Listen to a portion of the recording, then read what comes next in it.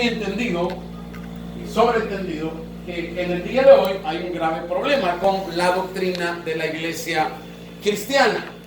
Yo quiero que entienda qué es la doctrina, para comenzar por ahí. La doctrina es un conjunto de ideas, es un conjunto de normas, algunos lo llaman ideologías.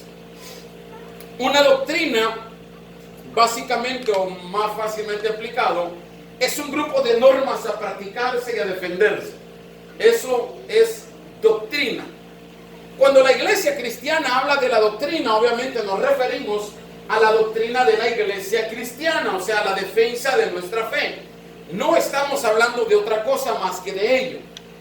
Ahora en día hay una grave confusión con ello. Yo creo que más de alguna vez he predicado acerca de esto, pero quiero que lo estudiemos a profundidad esta noche. Hay una grave situación en la iglesia cristiana en el cual los creyentes no están preparados para defender la doctrina sana, porque no conocen verdaderamente el significado de ella, el valor que representa y el poder que posee. Hay un problema, dije, en la iglesia cristiana en cuanto a defender la doctrina, porque los cristianos no están preparados para hacerlo, porque no entienden, no saben el significado de ella, el valor que representa y el poder que posee. ¿Por qué es importante que nosotros como hijos de Dios conozcamos la sana doctrina? ¿O qué es la sana doctrina? Porque si hablamos de sana doctrina, quiere decir que hay doctrinas enfermas, doctrinas erróneas. Y si usted cree que no lo hay, hoy en día están es el pan de cada día en realidad. Quiero hablarle acerca de diferentes tipos de creencias que tienden a torcer la doctrina de la iglesia cristiana. Y voy a comenzar haciendo la primera diferencia en cuanto a lo que es doctrina y a lo que es disciplina. Hay una gran diferencia en estas dos palabras, doctrina y disciplina. La doctrina, dijimos, es un conjunto de normas que tiende a ser defendido, a ser practicado. Y la doctrina, cuando uno ¿cómo se llama? Cuando uno la enseña mal, tiene una condenación. O sea, hay condenación infernal para todo aquel que predica una doctrina errónea. Hay una condenación bíblicamente. Pablo dice que todo aquel que no predicara el evangelio de Jesucristo sea anatema. La palabra anatema significa maldito, alguien que lleva una maldición sobre sí. Entonces, todo aquel que no habla y que no defiende, que no practica la sana doctrina, está condenado por la palabra de Dios para que no llegue a tener vida eterna juntamente con el Señor. Entonces, el problema que se vive hoy en día es muy grande, proporcionalmente grande en cuanto a la defensa de la palabra de Dios, porque todo lo que tiene que ver con la doctrina tiene que ver con la palabra de Dios. Está ligado directamente a los 66 libros que representa esta Biblia, la voz perfecta de Dios, la palabra profética única en esta tierra, la Biblia. Cuando nosotros no creemos a la palabra de Dios, mire, usted puede creer de 100 cosas que la Biblia habla. Si usted cree 99 y una de ellas no la cree, usted ya está mal. Y la doctrina que en su corazón está practicando ya está mal, porque está defendiendo conforme a su propio pensamiento, conforme a su propia concupiscencia, a su propia sabiduría personal. Porque la palabra de Dios fue establecida para creerla. Oiga bien usted eso. La palabra de Dios fue establecida para creerla. No fue para nosotros tratar de torcerla, sino para que creamos en ella, abracemos lo que en ella dice y practiquemos lo que se ha establecido en ella. Dije que todo aquel que no cree y no practica la sana doctrina está bíblicamente condenado para no poder estar delante del Señor el día que Él venga y nos pida cuentas. Doctrina es un conjunto de ideas. Disciplina, eso ya tiene que ver más que todo con un conjunto de normas aplicadas conforme al ambiente en el cual nosotros nos movemos. Esto es una disciplina, eso ya no es una doctrina, porque la disciplina muchas veces es acomodable dependiendo de la situación o de la cultura en la que nosotros nos estemos moviendo. Y les voy a dar un ejemplo. La fe, por ejemplo, es parte de la doctrina que Cristo nos predicó y los apóstoles nos predicaron. Es pues la fe, la certeza de la que se espera, la convicción que no se ve. La palabra de Dios dice así. La Biblia dice que también que sin fe es imposible agradar a Dios. Sin fe es imposible agradar a Dios. La disciplina es muy diferente.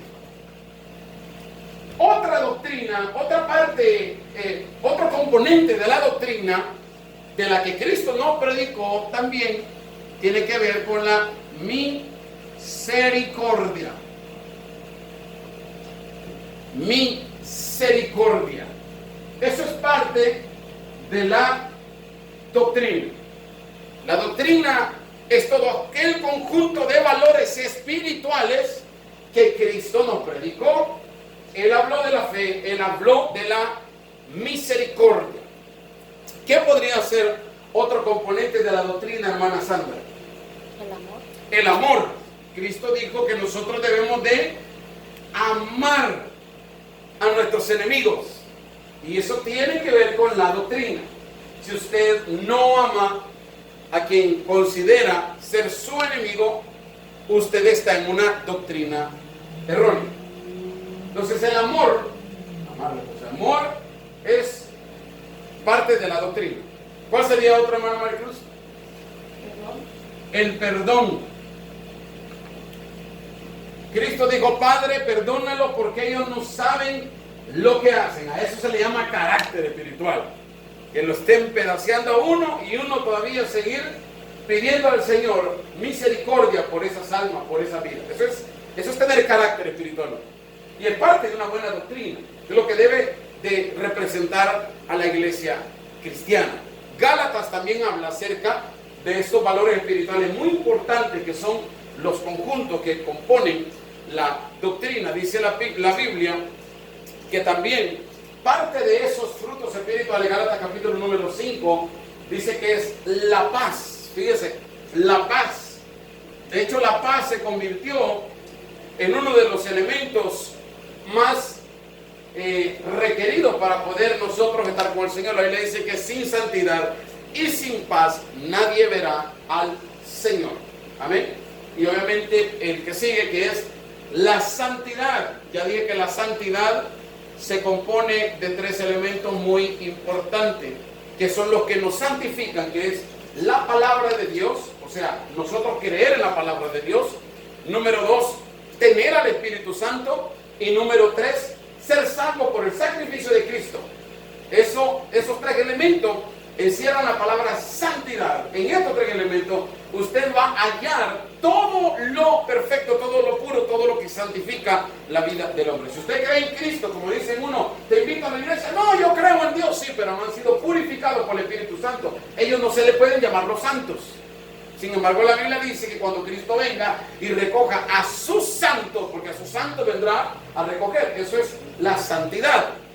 También, la Biblia habla de muchos más frutos en el libro de Gálatas. Dice la Biblia, pues el fruto del Espíritu es gozo, paz, amor, mansedumbre, templanza, fe, y contra tales cosas no hay ley. Y hay muchísimos más frutos de lo que podríamos seguir hablando. Eso es en cuanto a la doctrina. Amén. Ahora, la disciplina, porque es importante que usted conozca esto en la iglesia cristiana. La disciplina es muy importante en una iglesia.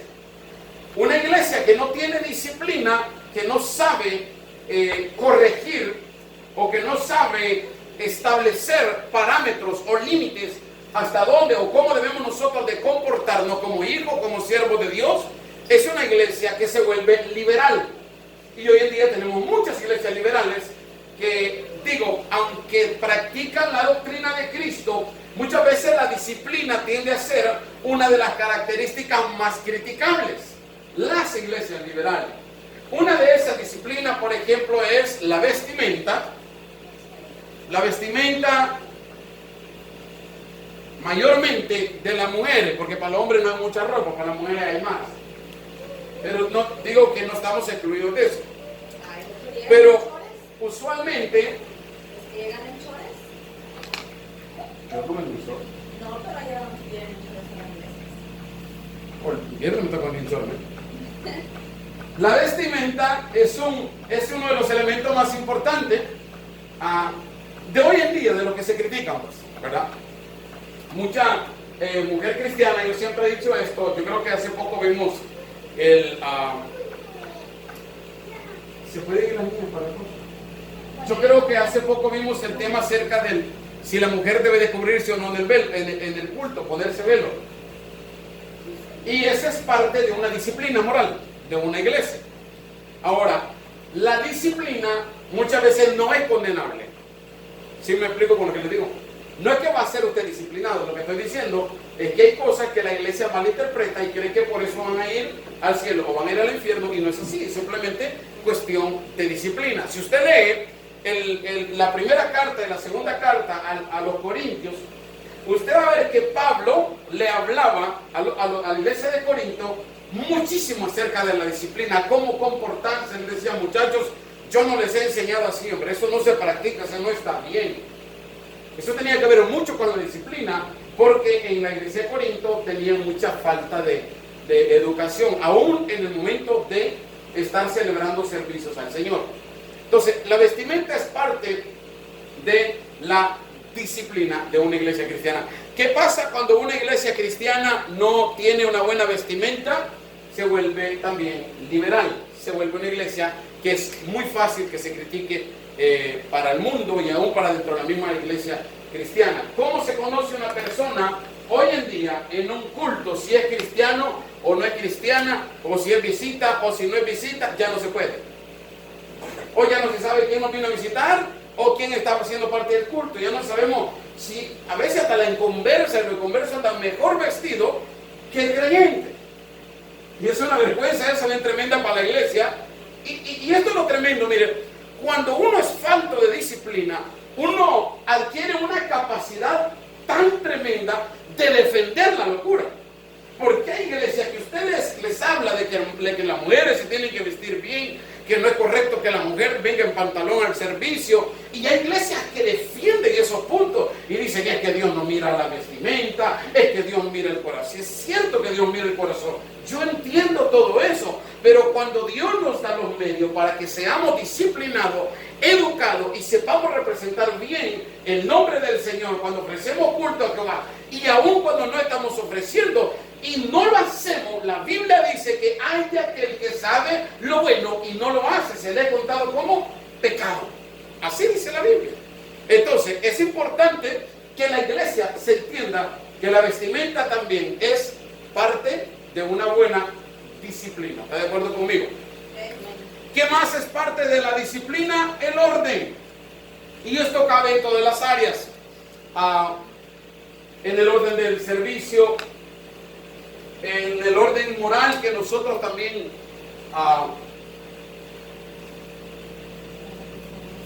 el orden moral con el cual nosotros desarrollamos nuestra vida.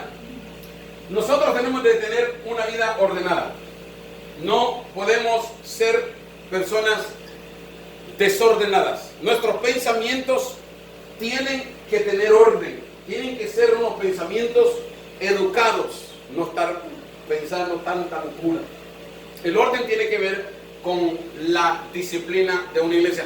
Porque es importante que haya orden en la casa de Dios. Mire, le voy a dar un ejemplo. Cuando nosotros, el caso más común que se tiene en todas las iglesias cristianas con nuestros hijos, a veces se está ofreciendo culto y los niños, mire, pasan como que cancha de fútbol fuera de la iglesia. ¿Sabía usted que eso es un desorden? Y que es parte del orden enseñarle a nuestros hijos de que la iglesia, por lo del culto, se debe de respetar. ¿Me explico con lo que le digo? Es parte del orden. La iglesia debe de tener un orden en este aspecto. ¿Qué otra cosa la iglesia tiene que tener un orden? En los ministerios. Cuando una iglesia está bien crecida, bien fundamentada y tiene muchos líderes, cada líder es responsable de establecer un orden de trabajo para su ministerio. ¿Por qué? Porque se mira bien, porque se mira disciplinado. Yo he visto, el sábado estuve predicando una vigilia, y qué bonito ver a las mujeres vestidas de un color, a los hombres vestidos de otro color. Se mira ordenado, se mira disciplinado. Parten de una iglesia ordenada. ¿Qué otra cosa podría ser disciplina, Héctor? Un trabajo. ¿El qué? Un trabajo. ¿Un trabajo? ¿Un trabajo de qué? De cargo. Es la forma de trabajar. La iglesia debe de ser disciplinada en la forma de trabajar. Esto ya. El orden del servicio. Sí, el orden del servicio. ¿Sí lo viste? Sí. Ay, sano. Bueno, que no lo va a hacer el feo. El orden de servicio también, ya lo dijimos. Amén. La forma de trabajar, poder en la sangre de Jesucristo. La forma de trabajar también. ¿Qué otra cosa podría ser disciplina, hermano César?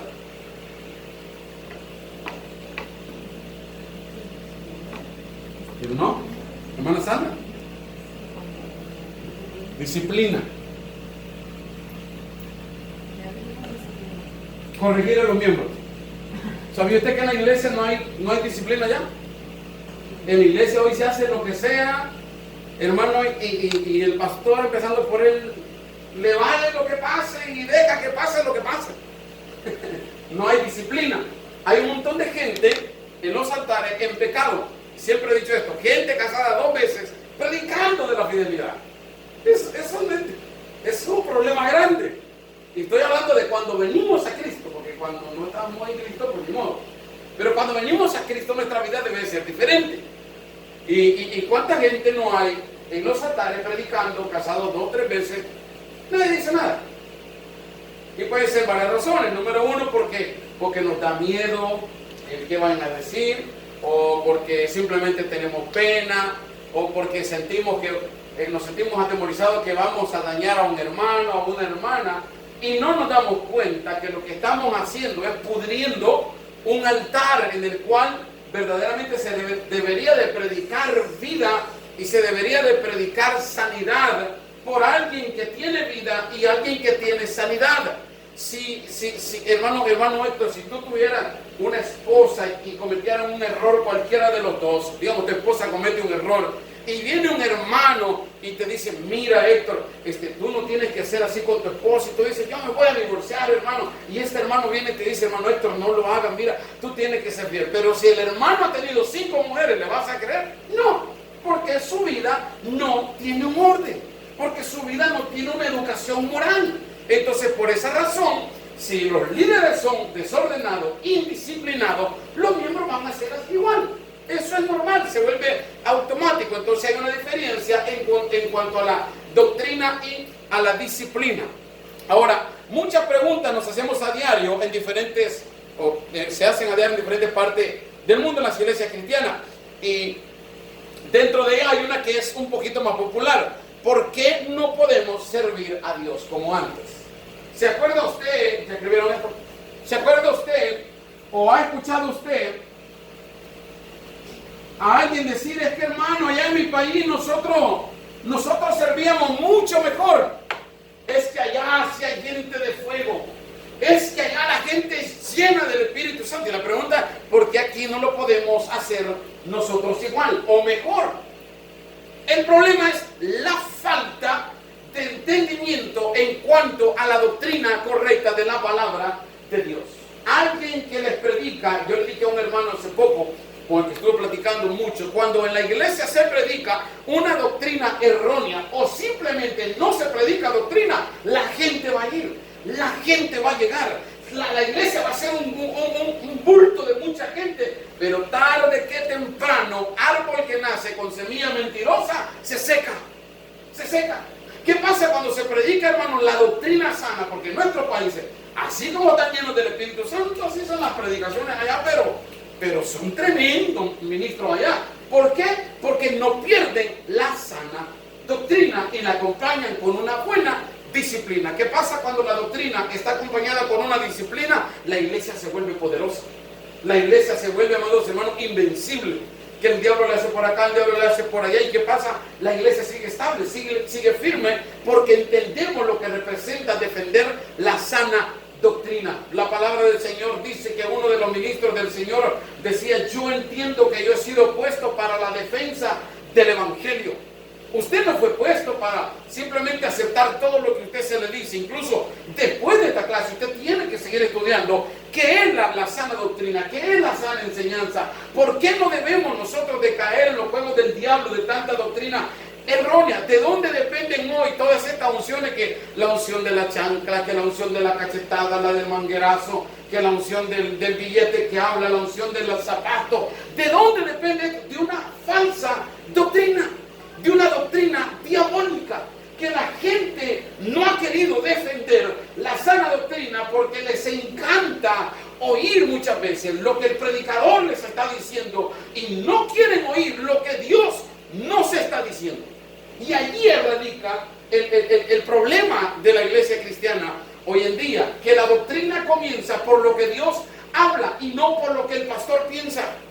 Comienza todo con la palabra del Señor. Entonces muchos dicen: ¿por qué no podemos servir a Dios como antes?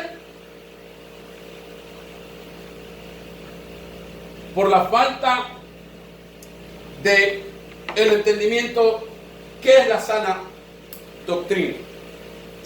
Y fíjese que se ha vuelto un reto, siento raro leyendo aquí, no solamente atraer almas a los caminos de Dios, sino también mantener a los que ya han reconocido a Jesús como su Señor y su Salvador.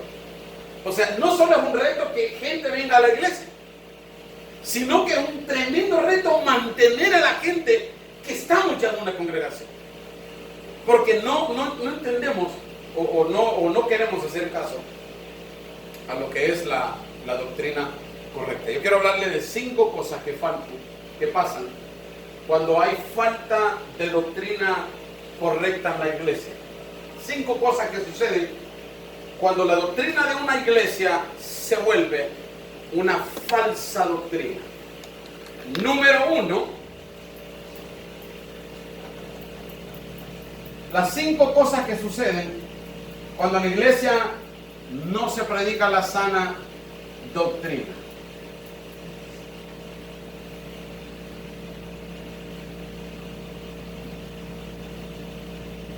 Número 1, hay una falsa enseñanza. La Biblia lo describe muy fácil, no vamos a ir verso por verso porque nos vamos a consumir mucho más tiempo, pero la palabra del Señor dice que en los postreros días vendrían lobos vestidos de oveja, hombres que conforme a sus deseos carnales predicarían de cosas que no están, hermanos, pero ni cerca de la voluntad de Dios, hombres perversos, hombres que serían, ¿cómo se llama?, que conforme a su propio orgullo o aún a la propia envidia predicarían al Señor, porque la Biblia dice que algunos predican a Cristo por envidia, otros por orgullo, otros lo predican por amor, y hay diferentes tipos de enseñanza y todo depende de lo que Dios ha hecho en nosotros. Entonces, la primera cosa que pasa cuando en la iglesia no hay enseñanza, no hay una doctrina correcta, se da una falsa enseñanza. Y es ahí donde nosotros comenzamos, bueno, no nosotros, pero digo, es ahí donde la iglesia comienza a hacerle más caso a un libro escrito por la mente de un hombre que, aunque puede que Dios le haya inspirado, pero la iglesia comienza a creer mucho más en ese hombre que en la misma palabra de Dios. Yo nunca olvido cuando en una congregación donde me tocó ir una vez, dijeron: hermano, vamos a comprar todos el el libro de tal predicador, de quien me reservo el nombre, porque es un gran siervo de Dios, es un gran hombre de Dios. Él ha edificado miles de iglesias a través de este libro, y vamos a seguir y vamos a practicar este tipo de hábitos que el hermano nos aconseja en el libro. Y todo el mundo comenzó a comprar el libro. 2 meses después, resulta que el hombre que había escrito ese libro estaba esperando al Papa para darle la mano en la Casa Blanca. ¿Qué pasa cuando la gente no pone cuidado? Entonces, ¿qué pasa cuando una iglesia pone la mirada en el hombre, en el hermano, en el escritor? Cuando el escritor comete un error en la iglesia, se va para abajo. La iglesia comienza a dudar, comienza a claudicar, comienza a confundirse, porque uno dice, bueno, entonces estamos siguiendo a la gente que está siguiendo al Papa. Ese es el problema cuando en la iglesia no se predica la sana doctrina. Porque en la iglesia hay 2 razones por las que no se puede predicar la sana doctrina. Número 1, porque tenemos miedo a que los miembros se nos vayan. Esa puede ser la primera razón. Porque tenemos miedo a que los miembros se enojen y se vayan y digan, y el pastor es muy duro, y él es muy fuerte, y es muy duro aquí estar en la iglesia. Y hermano, usted no tiene la idea, la cantidad de almas que quisieran venir a este lugar, pero cuando oyen la forma de trabajar o de predicar acá, se espantan. ¿Por qué? Porque nunca han escuchado que hay que vivir en santidad, que hay un cielo, que hay un infierno, y que si no nos amamos y si no nos respetamos, no vamos a ir con el Señor. Entonces, ¿qué pasa cuando la iglesia no enseña? ¿Por qué no podemos enseñar la sana doctrina? Porque tenemos miedo que los miembros se vayan. Segunda, porque le tenemos más amor al dinero que entra en la iglesia que a la palabra de Dios, porque la doctrina está ligada y conectada directamente a la palabra de Dios. Entonces, la primera cosa que sucede cuando tenemos un ministro no predicando la buena doctrina, haciendo que sea de lo contrario, comienza a dar falsas enseñanzas. Y de ahí usted, no es necesario que lo explique yo. Ahí en el YouTube mira usted el agua ungida, y ya aparece el predicador tirándole agua a todo el mundo, y todo el mundo comienza a brincar. No sé si por el lado del agua o por qué, pero pasa, sucede. Otro dice que la unción del zapato, que le besan el zapato y la gente recibe el Espíritu Santo. Y tantas cosas. O este predicador que dijo, lo que el Señor te manda es una cachetada y ¡zas! Ahí pasa lo que es la falsa enseñanza. ¿Qué hace la iglesia hoy en día cuando mira una falsa enseñanza? Yo siempre les he dicho, nosotros debemos de estar preparados porque somos una iglesia muy pequeña. Y puede que de repente invitemos a predicar a alguien, y ese alguien que conocimos hace muchos años, que predicaba bien, hoy ya no predica igual. Y hoy ya use otros métodos, hoy ya use otras cosas para predicar, para interpretar los mensajes de Dios. Porque se puede corromper con el tiempo un ministro. Se puede corromper. Entonces, ¿qué pasa? Comienza a escuchar uno falsas enseñanzas. Un ministro tuve acá yo nada más, que cuando vino me dijo, pastor, la próxima vez que me invite, asegúrese que esté lleno este lugar. Y yo dije en mi mente, esta es la última vez que usted va a llegar acá. Porque si ese hombre tiene los pantalones para despreciar a 5, 10, 15 almas, quiere decir que no ama a quienes le predicó. Y hay un problema grande. Porque como se comienzan a mover en grandes multitudes, ya cuando ven iglesias pequeñitas, ya no son a su nivel. Y Cristo nunca despreció a sus apóstoles, a sus discípulos. Se los llevaba solitos a ellos, a los 12, a predicarles, a enseñarles, a hablarles. Les testificaba, les mostraba, les revelaba lo que Dios les hablaba. ¿Por qué? Porque quería establecer una buena doctrina en ellos, sin importar el número. Sin importar el número. Entonces comienza la falsa enseñanza.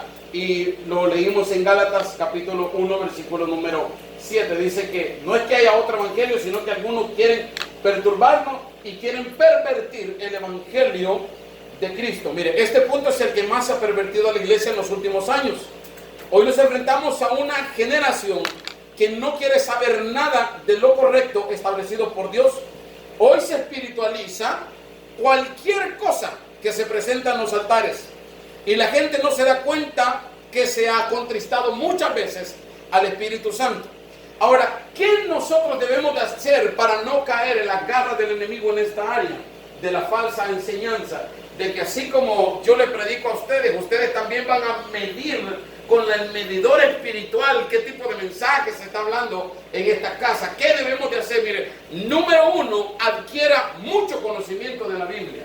Lea la palabra del Señor. Ponga mensajes, predicadores de lo que usted sienta y haya escuchado que tienen buen testimonio y buena enseñanza. Lea mucho, estudie mucho, porque si usted no estudia, si usted no se mete bien adentro de la Biblia y escudriña el corazón de Dios a través de esta palabra, usted se va a volver un ignorante. Un ignorante, por mucho que cante bonito y por mucho que ministre bonito, va a ser un ignorante. Muy ignorante. ¿Qué pasa cuando nos volvemos ignorantes? Nos volvemos supersticiosos. El ignorante tiene muchas supersticiones. Dicen por allá se me apareció la Virgen en un palo. Allá va todo el mundo, miren, a hacerle un altar al árbol. Es que yo vi que la Virgen se apareció ahí en el piso y allá está todo el mundo haciéndole un altar. ¿Qué pasa? Son supersticiosos, lo creen todo. Y cuando se hacen supersticiosos, automáticamente se vuelven idólatras. Idólatras porque adoran algo de lo que Dios no está de acuerdo. Y si usted cree que en la iglesia cristiana no hay gente idólatra, está muy equivocado. Hay gente que está en la iglesia y está simplemente por afecto al pastor. ¿Sabía usted eso? Ay, es que yo he estado muchos años aquí y pobres, sí, y miren, y saben que están mal, saben que la doctrina está incorrecta, saben que el hombre está cometiendo errores que ya le dijeron 1, 2, 3, 4 veces, no entiende y saben que está mala cosa y no se van por afecto al pastor o por afecto a la esposa del pastor. Entonces, ¿qué pasa? Como no adquieren conocimiento, no saben el tipo de violación bíblica que a veces se está cometiendo y que el Espíritu Santo está tan contristado, amados hermanos. Mire, de algo le doy gracias al Señor nosotros acá, que no somos muchos, pero que siempre sentimos el Espíritu Santo de Dios. Que sea lo que sea que nosotros hagamos, sentimos la bendición del Señor, porque es algo que se ha perdido en muchos lugares. Y esperamos del Señor, no solamente que permanezcamos así, sino que aumentemos aún más esa dosis de sentimiento de cuanto al Espíritu Santo. Entonces, hay gente que está simplemente por afecto. ¿Por qué? Porque no adquieren conocimientos. Porque también usted, segunda cosa que debe hacer para no caer en las garras del enemigo es adquirir discernimiento. No solamente conocimiento, sino discernimiento. Discernimiento solamente lo da el Espíritu Santo de Dios. Adquiera discernimiento. Usted tiene que aprender a discernir, a pedir al Señor revelación. Miren, cada vez que vamos a leer la palabra, usted siempre preocúpese porque usted le diga: Señor, revélame. Abra su mente, dígale: revélame lo que tú quieres hablar en este día, lo que tú quieres hablar en esta noche, en esta madrugada. Tener discernimiento. El espíritu de discernimiento se ha perdido en la iglesia cristiana. Y por falta del espíritu de discernimiento es que entran los lobos rapaces. Es que entran los lobos rapaces. No me he de ir de esta tierra hasta que un día diga: yo ocupo un predicador que no me cobre ni un 5 y venga a pararse acá. Porque es bien difícil encontrar a alguien así. Adquiera discernimiento. Tercera cosa que usted debe hacer para no caer en la falsa enseñanza: sea determinante en sus decisiones. Sea determinante en sus decisiones. No sea como la ola del mar que va para allá, que va para acá. Hermano, dijo un pastor, es que aquí no se celebra la Navidad. 4 años después el árbol tenía en el altar. No son determinantes.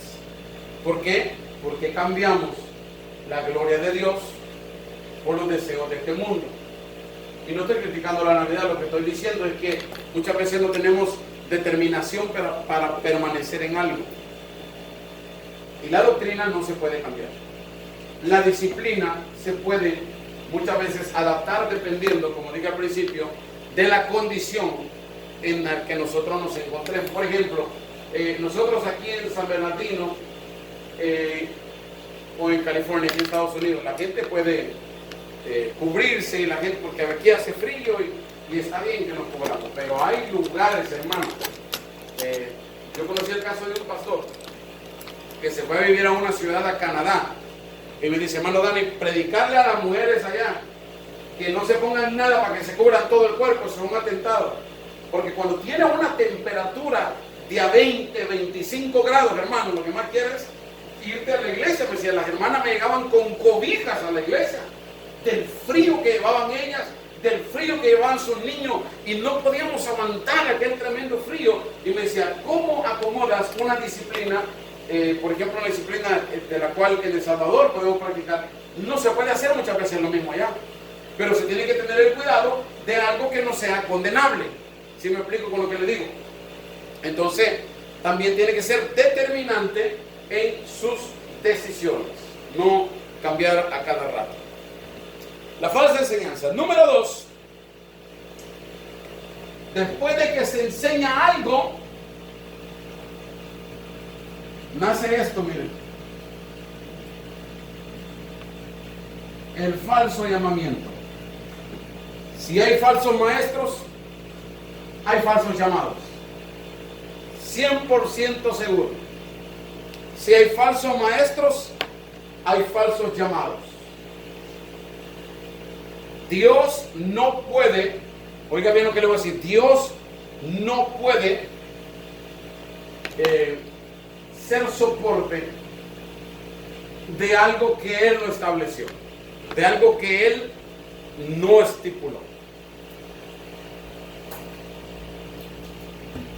El caso del rey Saúl es un caso muy notable en la palabra de Dios, porque el caso del rey Saúl se da cuando el pueblo de Dios comenzaba a hacer un reclamo básicamente delante del Señor pidiendo rey, y Dios les dice estas palabras a través del profeta. El profeta les dice, pero si ya tienen al Señor, ¿qué más rey quieren? Y la gente dijo esta palabra, es que nosotros queremos un rey como las otras naciones, que cuando van a pelear el rey va con ellos, lo representa, está siempre al pendiente del pueblo, y es la imagen básicamente de aquellas ciudades. Y fíjense que Dios le dice estas palabras al profeta, le dice, no te preocupes, dales un rey. No te desecharon a ti, me desecharon a mí. Mire qué problema hay más tremendo ahí. Cuando una persona ya comienza diciendo, ay, si el hermano fuera como tal persona. Ayer empezamos ya nosotros a reclamar un rey. ¿Qué pasa? Saúl, bíblicamente, no fue llamado por Dios. Bíblicamente no lo fue. Aunque Dios le dio cobertura un tiempo, Dios sabía que aquel iba a llevar vacas que él no tenía que haber llevado. Bíblicamente Saúl no fue llamado por Dios, sino que fue reclamado y puesto por el pueblo. ¿Qué hizo Dios? Nomás le soltó un poquito el alce y le dijo, está bueno, pues vamos a ver cómo sale esto. Y todos sabemos lo que pasó con la historia de Saúl. David fue muy diferente, porque el llamado de David era un llamado genuino. Dios testificó de él. Dios testificó, dijo que él era un hombre conforme al corazón de Jehová. Era un llamado genuino. Entonces, ¿qué pasa cuando se enseña una enseñanza falsa? Nacen falsos llamados. Y el falso llamado es un poquito peligroso. Quiero que vaya conmigo al libro de Gálatas, capítulo 1, en el versículo 10, ahí donde estamos. Mire lo que dice Pablo, porque él reconocía y describía específicamente su llamado y lo reconfirma. Dice en el verso 10, ¿busco ahora el favor de los hombres o el de Dios? ¿O trato de agradar a los hombres